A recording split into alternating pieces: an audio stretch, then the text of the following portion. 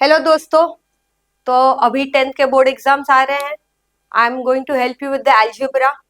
सब सिर्फ 4 marks 3 marks question 4 और 5 की तरफ भाग रहे हैं, but never forget question 1। Question 1A MCQ। बूंद बूंद से सागर भरता है दोस्तों।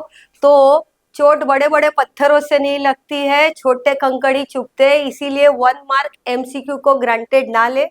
Today myself Professor Darshana Thakkar, I will help you with the multiple choice question. कहने को तो ये MCQ है, बट इसमें भी बहुत सारे कॉन्सेप्ट का रिवीजन होगा।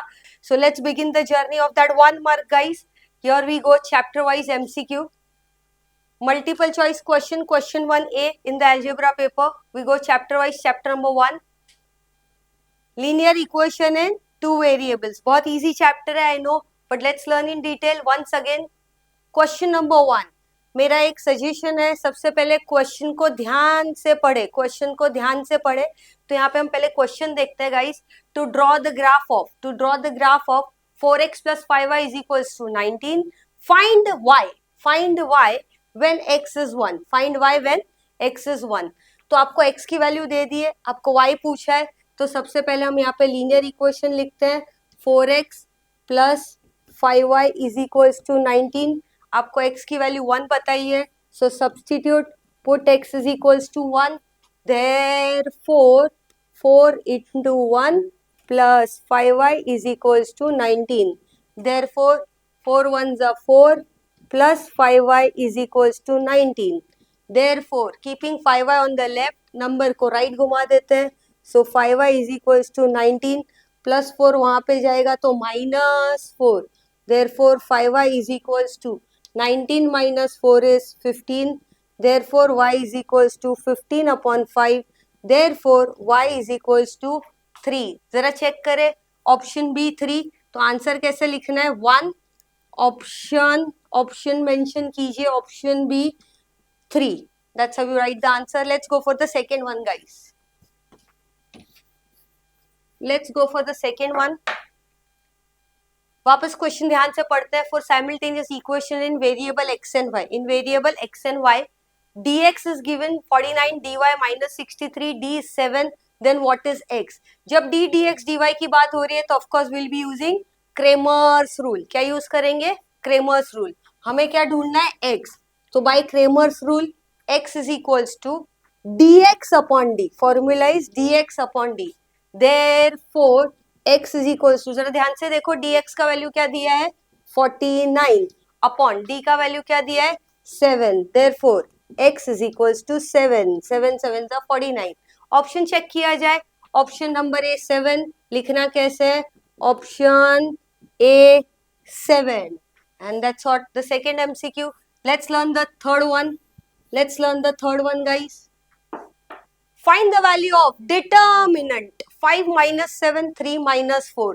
तो चलो यहाँ जल्दी से लिख देते हैं 5 minus 7 3 minus 4. थोड़ा केयरफुल रहना, इजी है बट इंपॉर्टेंट है।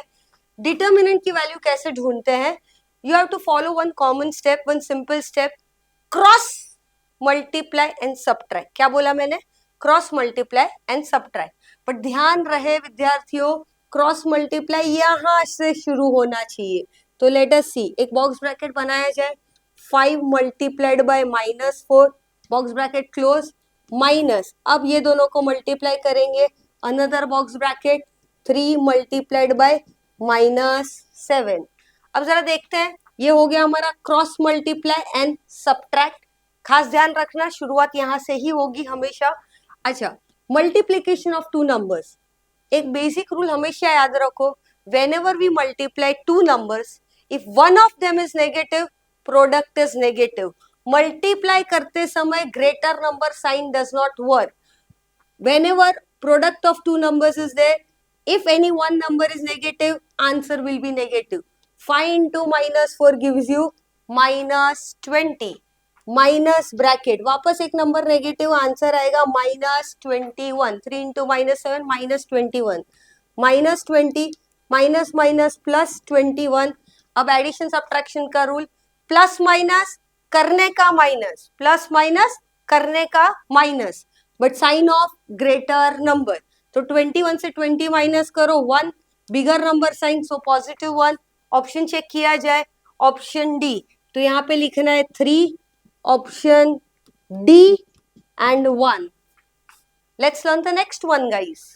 फोर्थ वन, फोर्थ एमसीक्यू काफी इंपॉर्टेंट है. To solve x plus Y equals to 3, 3x minus 2y minus 4 equals to 0 by determinant method find the value of main determinant d.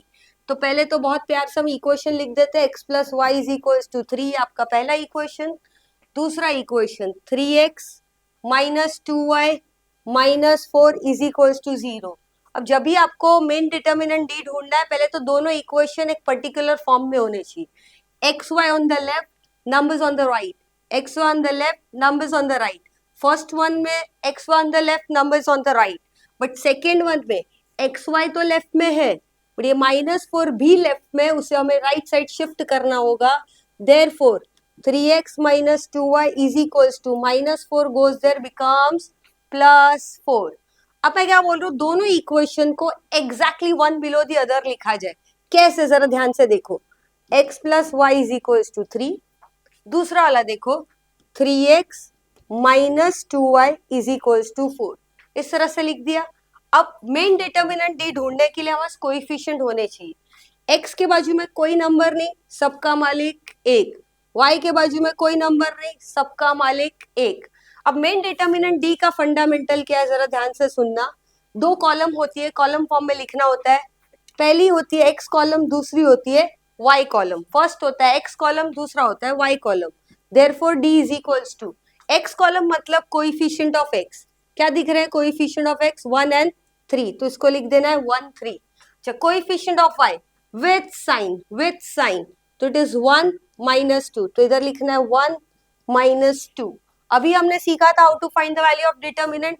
तो हमें क्या करना है, cross multiply and subtract, cross multiply and subtract. तो इधर box bracket बना दिया जाए. 1 multiplied by -2, 1 multiplied by -2, box bracket close, minus second one would be 1 into 3. चलो जरा रिजल्ट देखते हैं. क्या सीखा था, जब दो नंबर मल्टीप्लाई होंगे, if any one is negative, product is negative. 1 into -2 is -2, minus 1 3 is 3. अब जरा ध्यान से देखो, -2 -3, माइनस माइनस करने का प्लस, माइनस माइनस करने का plus. So 2 + 3 is 5. Sign of greater number, so answer is -5. करने का plus, sign of bigger number, so -5. Check the option. So here we write fourth one option. जरा option देखिए, option C -5. MCQ number 4 done. Let's learn multiple choice question number 5. Let's learn question 5. यहाँ पे प्रश्न बताया है, दो linear equation दिए हैं, जरा लिख लेते हैं. ax plus by is equals to c. दूसरा इक्वेशन दिख रहा है mx plus ny is equals to d. ऐसे दो इक्वेशन दिए. फिर एक कंडीशन लिखा है an is not equals to bm. क्या बोल रहे हैं, an is not equals to bm. तो हमसे क्या चाहते हैं, then these simultaneous equation have which type of solution, which type of solution. अब जब हमें दो इक्वेशन पे से टाइप ऑफ सोल्यूशन डिसाइड करना है with this condition an is not equals to bm, तो इसका एक कॉन्सेप्ट है guys. Let us understand with one example. Before that just check, a कहाँ है, ये रहा, n का है, ये रहा. So they have multiplied a n. Here you check b, here you check m, so they have multiplied here bm, which is not equal, not equal. तो ऐसा एक एग्जाम्पल ले लेते हैं. 3x plus 4y is equals to 5, 2x plus 7y is equals to 10. ये मैंने दो linear equation का एग्जाम्पल लिया. जो उन्होंने किया वही हम भी करेंगे. an, so 3 multiplied by 7. यहाँ पे चेक करो 4 multiplied by 2. Are they equal? ये होता है 21, ये होता है 8. Of course they are not equal, not equal. तो मैं क्या बोलूंगी, if you solve this equation, अगर आप ये दो इक्वेशन सॉल्व करेंगे, आपको जो आंसर आएगा वही मुझे आएगा, वही कोई थर्ड पर्सन को आएगा. व्हाई?